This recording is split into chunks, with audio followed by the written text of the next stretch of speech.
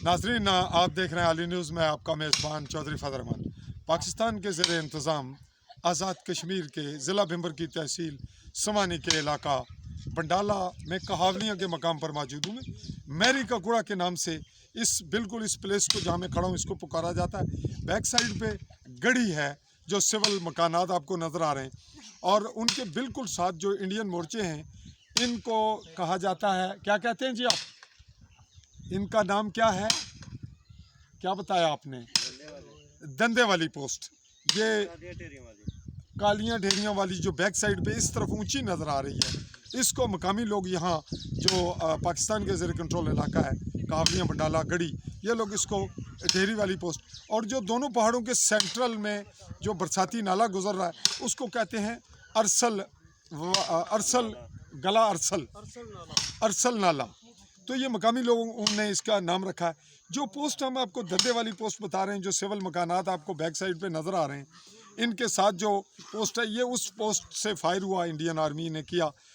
हमारे अंसर महमूद नामी नौजवान को वल्दियत उसकी मोहम्मद अशरफ। और नाजरीन, वो बिल्कुल जहां हम खड़े हैं इसके साथ ही वो आ रहा था और उसको एक जाते हुए फायर किया। उसने बचने की कोशिश की और दोबारा कुछ देर रुक कर आया, फिर उसी जगह उसको दूसरा फायर हिट किया गया, तीसरा भी टारगेट किया गया जो उसको हिट लगा, और उसके बाद वो साथ ही बाइक गिर कर चंद कदम अपने सैन में गया। कैमरामैन आपको मकान और सैन दिखा रहा है, इस तरफ ये उसके मकानात हैं और जहाँ वो गिरा, और ये जहाँ इस वक्त लोग फातह ख्वानी कर रहे हैं, जहाँ ये घास के स्टोर्स हैं।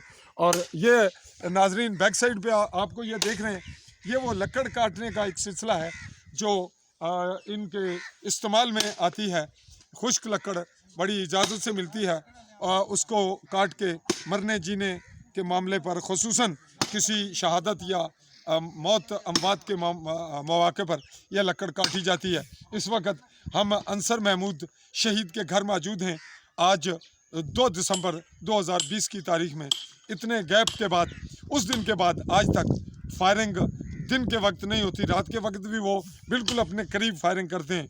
तो गोया ये इंतहाई ख़तरनाक वाक़या था जो कि टारगेट करके एक नौजवान को, कश्मीरी एक सिविल आदमी जिसके पास कोई हथियार नहीं, जो नॉर्मल लाइफ गुजार रहा है और यहीं रहते हैं तमाम लोग, उसको टारगेट किया गया।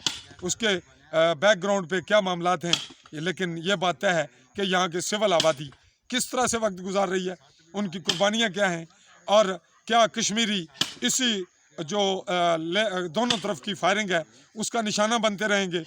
और इसका हल अगर 74-75 साल से नहीं हुआ 5 सदी, तो क्या आइंदा होना कोई आसार नज़र आ रहे हैं? तो बेहतर यह है कि इसको अवाम का कहना यह है कि हम पे प्रैक्टिस ना की जाए।